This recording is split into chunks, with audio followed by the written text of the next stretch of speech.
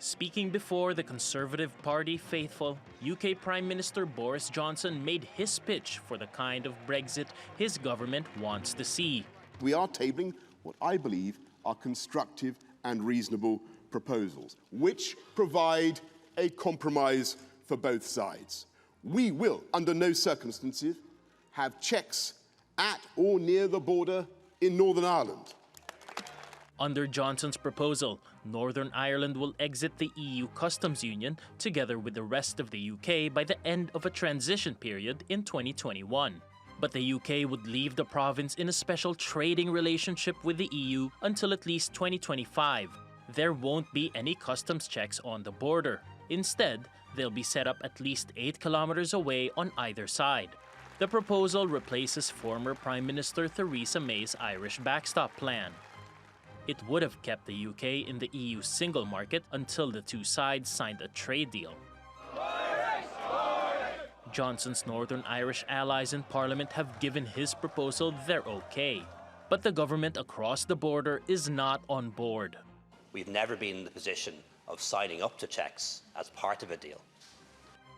The prospect of border checks has also left some EU lawmakers skeptical and worried them about the future of the 1999 Northern Ireland peace agreement. Either you maintain alignment between Northern Ireland and the rest of the island, and that is a republic, and then you can indeed keep your promises under the Good Friday Agreement, or you don't and you won't keep the promises. So you can't square the circle. Johnson says he's hoping the EU accepts his proposal in time for the bloc's leaders' summit on October the 17th. But if it's thrown out, the Prime Minister says the UK will leave the EU on schedule 2 weeks later with or without a deal. Paolo Montecillo, TRT World. Well, for more, let's go to Steve Keen in Amsterdam. He's an economist and honorary research fellow at the University College London. Welcome back to the program, Steve. Now, we understand that the full details of Boris Johnson's proposal is now in Brussels. We also understand he's spoken to EU Chief Jean-Claude Juncker. What do you make of this plan? Do you think, is it enough for a substantial Brexit deal, finally? It's a very trivial change. I mean, the whole idea about rather than having a hard border, that you have a border which is 16 kilometres thick and the posts are either side of that border. Yes, it cuts out to some extent the obvious antagonism of a hard border, which would breach the Good Friday Agreement. But it just seems like waffle. Why not have the agreement, I think, which was coming from May, was the idea that you'd have effectively two sets of rules applying in Ireland in general. They'd be both under the UK and under the European Union. This just seems like a parlour game approach to solving an incredibly difficult problem rather than a real solution. And I think it's unlikely to get support of anybody other than Boris Johnson. Well, yeah, let's talk about the reaction from the European Union. Brussels says it'll study the proposal closely. I mean, we all know he's cutting it a bit fine. The official Brexit deadline is the end of this month. But how do you think Brussels will officially respond to what he's laid out here? Probably turn it down. And I think that's actually what Johnson wants.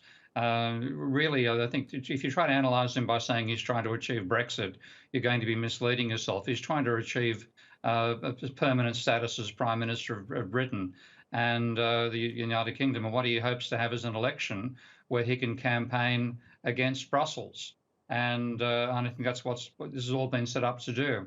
And of course, he also has the difficulty that whether he might say that he wants to leave an October 31st deal or no deal, but now that Parliament's sitting once more, they've passed an act saying that they have to agree to it, and nobody, I think, can get a majority for this proposal in the House of Commons. That's right. Now, if against the odds, EU leaders actually agreed to the changes that Boris Johnson has proposed, do you think UK parliamentarians will also agree to it? No, I don't. I think it's going to die a death there. And as usual, there'll be a motion to extend for yet another few months. And bear in mind, this has been going on for several years now, and there's been no substantive progress. Now, it's not just the fault of the British here. The European Union never wanted to lose territory. It wanted to use this, as it used Greece beforehand, as a reason to punish anybody who tried to leave the European Union. So I think this is actually going quite according to plan for the European Union. Whether it succeeds overall, I think, is another story, because there are plenty of fissure pressures inside the European Union itself, the most important right now being Italy. So do you think then, if this deal is unlikely to get support from either side, either the UK or the EU, is he simply just running down the clock in order to force through a no-deal Brexit or a general election even? I think a general election. I think he'll go to Parliament, get his veto turned down.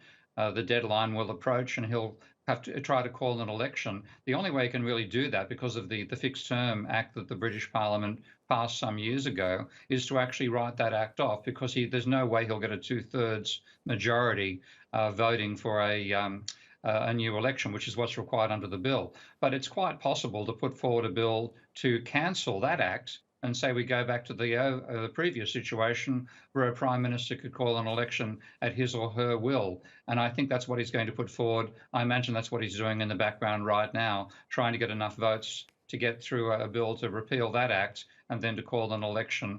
And in that basis, I think he expects to win quite handsomely, given the disarray in the other parties. Fascinating. So much to do in such little time. Steve Keen, thank you again for your analysis.